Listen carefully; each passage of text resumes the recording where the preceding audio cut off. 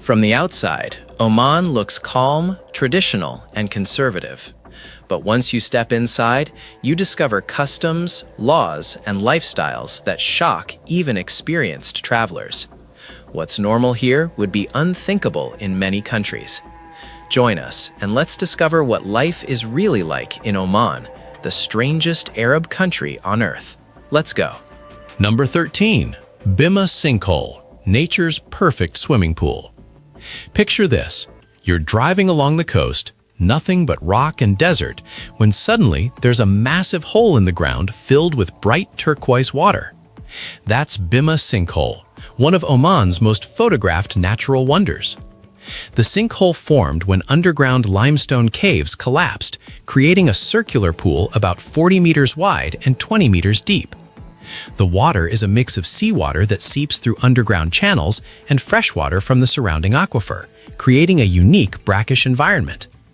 Local legend says a meteorite created the hole, which is why it's also called Hawiyat Naj, meaning the falling star. Scientists know it's a geological formation, but the legend adds to its mystical appeal. The water stays cool year-round, making it a perfect escape from the scorching heat. Small fish swim in the clear water, and the rocky walls are perfect for cliff jumping if you're feeling adventurous. Stairs have been built down to the water level, making it accessible for families and tourists. The surrounding park has been developed with walkways, viewing platforms, and facilities, but the sinkhole itself remains natural and beautiful. The color of the water changes throughout the day depending on the sun's angle, ranging from deep blue to bright turquoise. Swimming in Bima feels surreal, floating in this perfect natural pool surrounded by arid limestone cliffs under the Arabian sun. The site has become incredibly popular, especially during weekends when local families come for picnics and swimming. Early morning visits offer the best experience before crowds arrive and when the light creates perfect conditions for photography. Number 12. Culture and traditional customs in Oman. Oman's culture is one of the most authentic and preserved in the Arab world. While other countries in the region westernized rapidly, Omanis continue living according to ancient customs, guided by faith, family, and respect for tradition.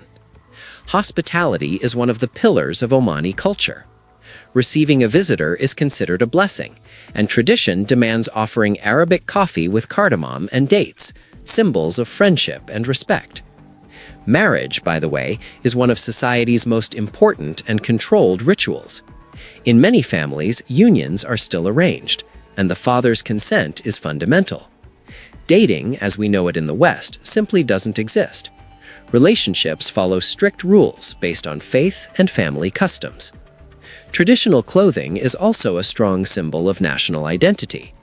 Men wear the dishdasha, a long tunic, generally white because of the heat, but can also be seen in tones of beige, gray, or light brown, depending on the occasion. They also wear the kuma, the traditional hand-embroidered cap with colorful geometric designs, a piece of great cultural pride, used mainly in daily life.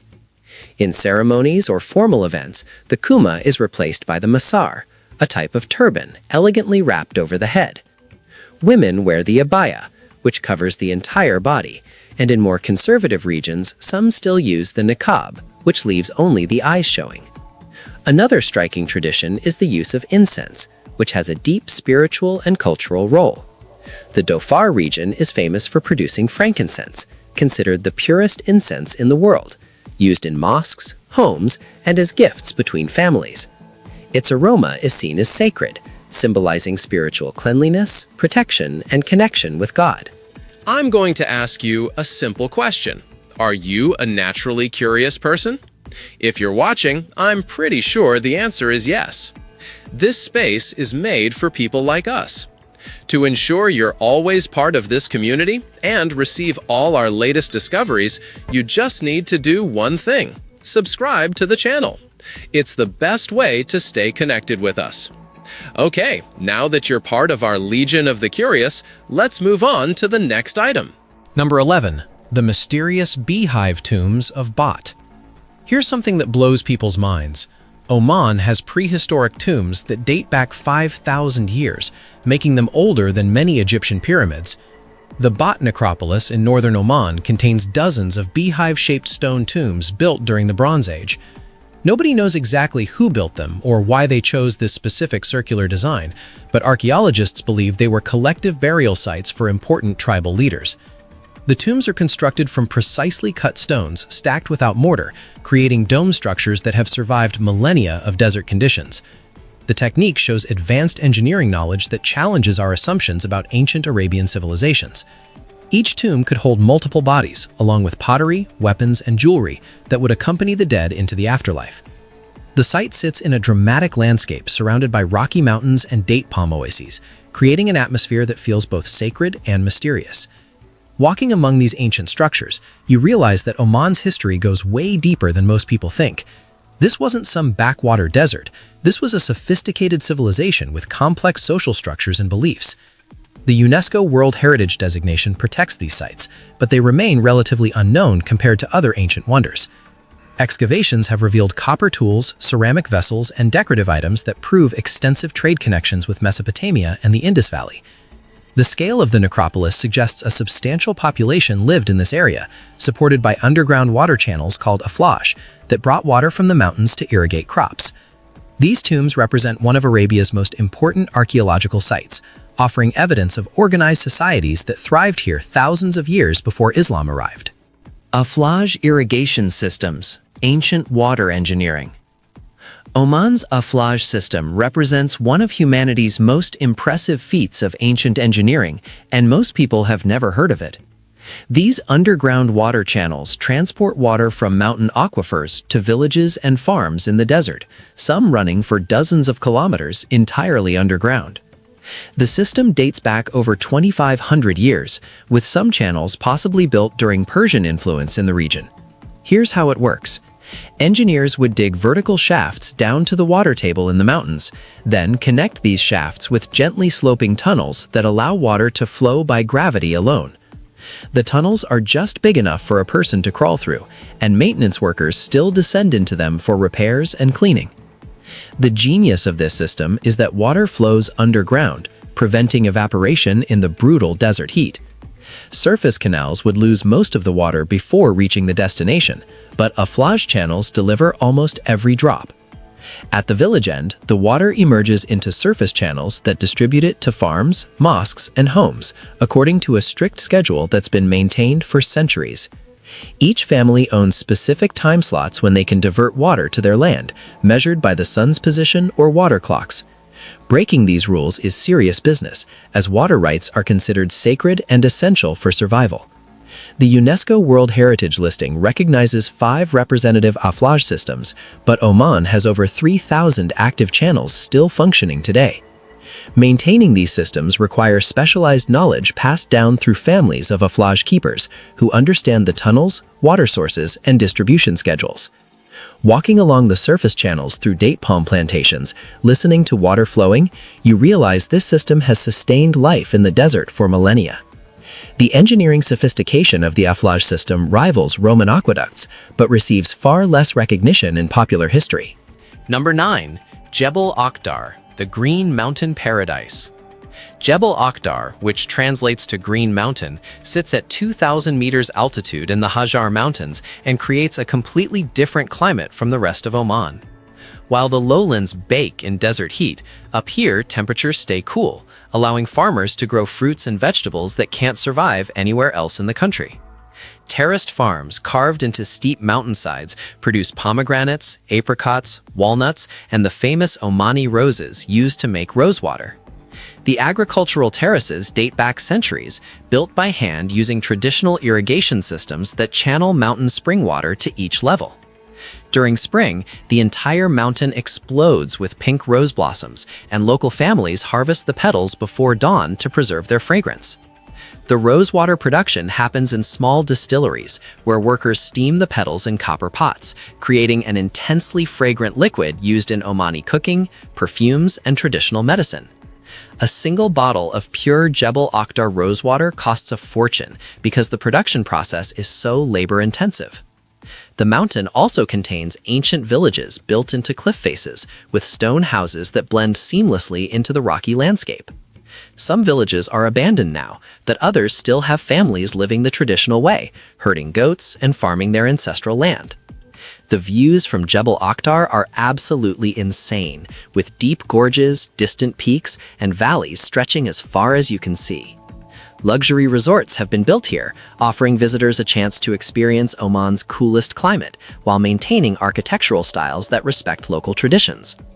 The access road to Jebel Akhtar is strictly controlled, requiring four-wheel drive vehicles because of steep grades and narrow passages carved into cliffsides. This isolation has helped preserve the area's unique character and kept mass tourism from destroying what makes it special. Muscat, the capital that defies modern standards. Oman's capital is Muscat, one of the most fascinating and peculiar cities in the Arab world. Different from modern Gulf metropolises like Dubai or Doha, Muscat doesn't shine with skyscrapers or extravagant lights.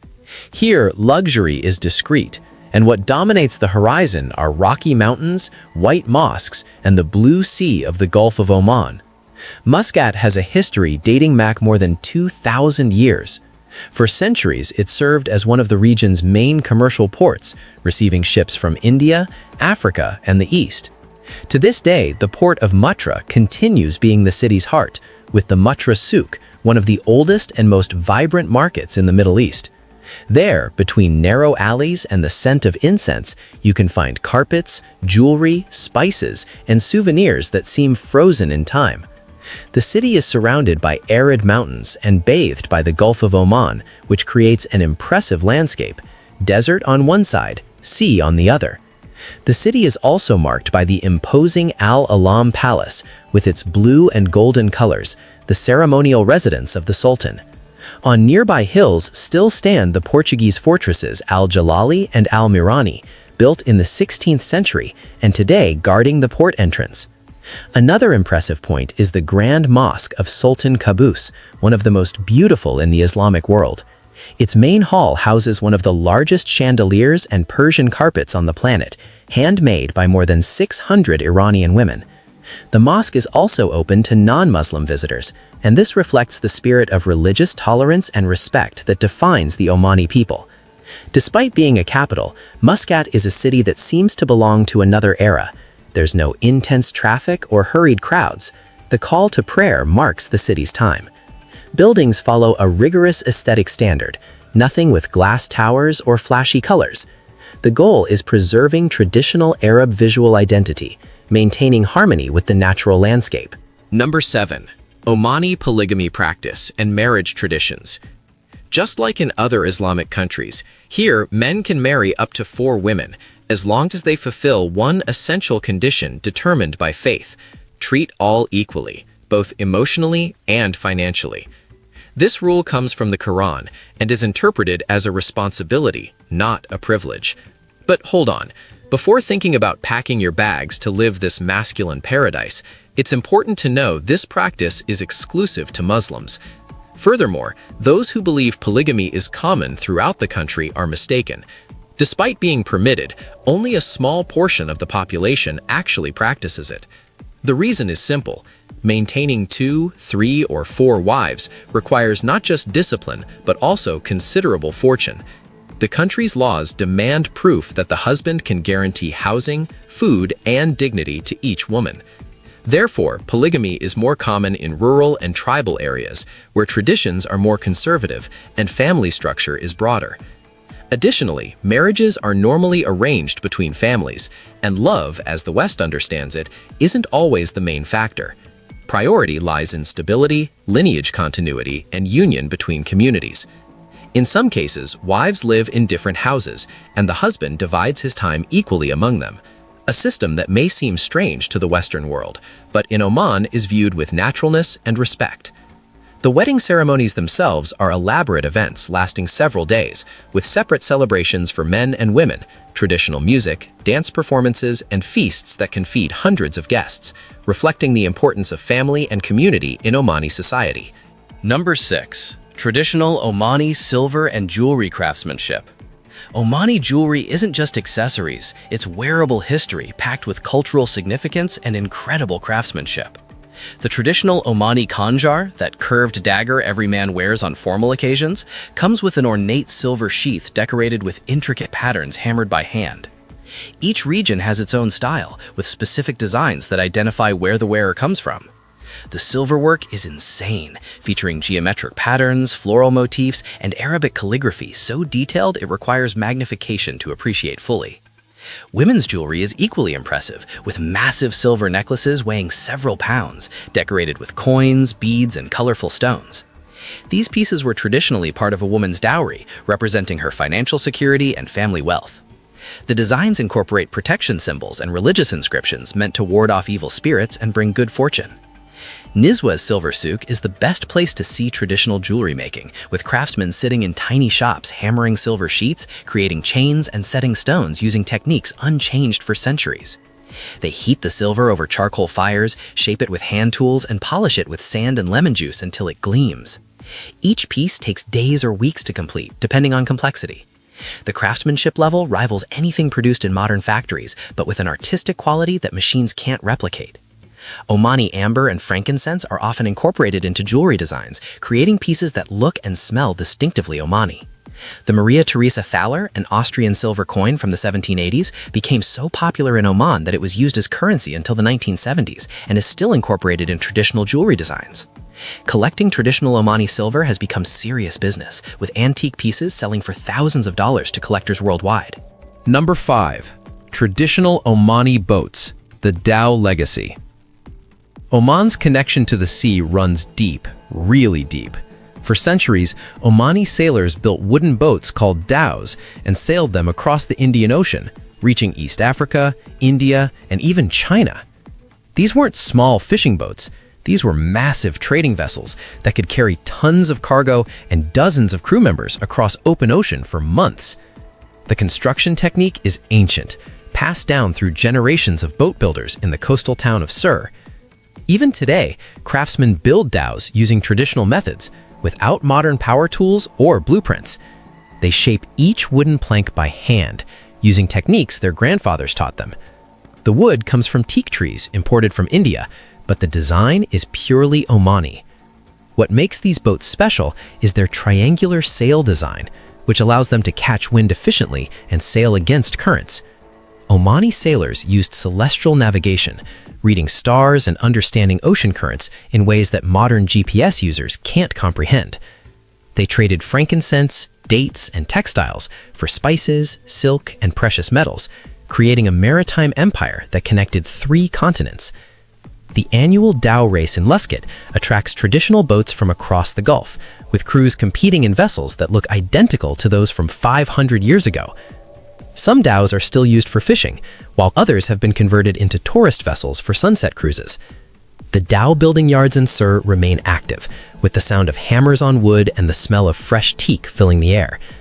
Watching these craftsmen work is like stepping back in time, seeing skills that have survived despite modern fiberglass boats and steel ships. The dhow represents Omani identity, resilience, and the adventurous spirit that made this small nation a maritime superpower. Number 4. Nizwa Fort and Ancient Defense Systems. Nizwa was Oman's capital for centuries, and its massive fort is one of the most photographed structures in the entire country. This isn't some delicate palace. This is a serious military fortress built to withstand sieges and protect the inland trade routes. The fort's main feature is its enormous circular tower, measuring 40 meters in diameter and rising 34 meters high. Construction started in the 1650s and took 12 years to complete. The walls are incredibly thick, designed to resist cannon fire and battering rams. Inside the tower, narrow staircases wind upward, with strategic openings where defenders could pour boiling date syrup or throw rocks down on attackers. Yeah, boiling date syrup was their version of medieval oil, sticky, scorching hot, and absolutely brutal. The fort sits in the middle of Nizwa town, surrounded by a traditional souk that's been operating for centuries. Every Friday, the famous goat market happens right outside the fort walls, where Bedouin traders gather to buy and sell livestock in a scene that looks unchanged from 500 years ago. Climbing to the top of Nizwa Fort gives you panoramic views of the date palm plantations, the surrounding mountains, and the town's traditional mud brick buildings. The fort also contains a maze-like interior with rooms, passages, and hidden chambers that once stored weapons, food supplies, and treasure. The restoration work has been careful to maintain the original structure while making it safe for visitors. The fort's museum displays traditional Omani weapons, including the iconic conjure dagger that every Omani man wears on special occasions, old rifles decorated with silver, and swords that were used in tribal battles. The entire complex represents Omani military architecture at its finest, showing how this nation defended itself and maintained independence for centuries. Number 3. Bala Fort, the massive clay castle. Bala Fort is the largest fort in Oman and one of the oldest, with sections dating back to pre-Islamic times. The entire structure is built from mud brick, creating massive walls that stretch for 12 kilometers around the old town. Think about that, 12 kilometers of fortified walls protecting an entire settlement. The fort itself sits on a rocky outcrop, dominating the surrounding landscape, with walls reaching 15 meters high in some sections. The clay construction technique uses a mixture of mud, straw, and water, packed into layers and left to bake in the desert sun until hard as concrete. Despite being made from such simple materials, sections of these walls have stood for over 1,000 years. The restoration project took years because experts had to use traditional methods and materials to maintain authenticity. Inside the fort, you find a labyrinth of rooms, towers, and passages designed to confuse invaders and provide multiple fallback positions for defenders. The main tower offers commanding views of the date palm oases that surround Bala, showing why this location was strategically important for controlling inland trade routes. The town of Bala has a reputation in Omani folklore for magic and sorcery, with stories of powerful wizards who could curse enemies or create protective spells. Whether you believe in magic or not, there's definitely something mysterious about walking through these ancient mud corridors, feeling the weight of centuries of history. The fort's mosque contains beautiful wooden decorations and ancient Quranic inscriptions carved into clay walls. Bala Fort represents traditional Arabian military architecture at its most impressive, showing how simple materials and clever design created defensive structures that protected communities for generations. Number 2. Omani coffee culture and Kathwa tradition. Forget Starbucks. Omani coffee culture has been perfected over centuries and follows rules that make modern coffee snobs look casual. The traditional Kathwa is nothing like Western coffee. It's a lightly roasted Arabic coffee flavored with cardamom, sometimes with rosewater or saffron added. The coffee beans are roasted until light brown, never dark, then ground with whole cardamom pods in a wooden mortar using a brass pestle. The rhythmic pounding of coffee preparation creates a distinctive sound that announces hospitality. The coffee is brewed in a special brass pot called a dala, with a long spout and curved handle. It's served in tiny cups without handles, called finjan, that hold maybe 2 tablespoons of liquid. You drink it in 1 or 2 sips, and the host immediately refills your cup. Here's the protocol. When you've had enough, you shake your cup side to side before handing it back. If you just hand it back without shaking, the host will refill it again. This coffee service happens whenever guests arrive, in homes, offices, and even government buildings. Refusing the coffee is considered rude, a rejection of hospitality that can offend your host. The coffee is always accompanied by dates, creating a perfect balance between the bitter coffee and sweet fruit. In traditional settings, men gather in majlis, sitting on carpets and cushions, drinking coffee while discussing business, politics, or local news. The coffee service can go on for hours, with constant refills and conversation flowing as freely as the kathwa. The dala itself has become a national symbol, appearing on Omani currency and official emblems. Making good kathwa is a point of pride, with families guarding their specific recipes and preparation techniques. The entire ritual represents Omani values of hospitality, patience, and community, turning a simple beverage into a cornerstone of social interaction. Number 1. Omani traditional dances and cultural expressions. Oman's dances are much more than simple performances. They're expressions of identity, faith, and national pride. Each region of the country has its own styles, and all choreographies are linked to history, battles, poetry, and religious devotion. The most famous is Al-Bara, practiced mainly in the Dhofar region in the country's south. This dance is a celebration of courage and honor of ancient Omani warriors. Men form a semicircle holding swords, daggers, or staffs while chanting poetic verses accompanied by the sound of drums and flutes. The movements are slow and firm, marking the rhythm of weapons, a symbolic representation of tribal battles from the past. Today, this dance is considered intangible cultural heritage of humanity by UNESCO and is still presented at weddings, festivals, and official ceremonies.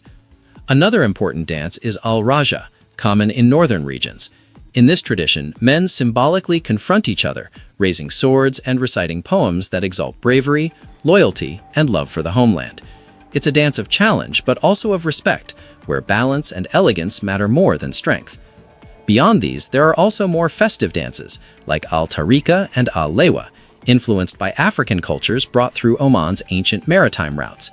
These dances use large drums and fast rhythms and are more common in coastal regions.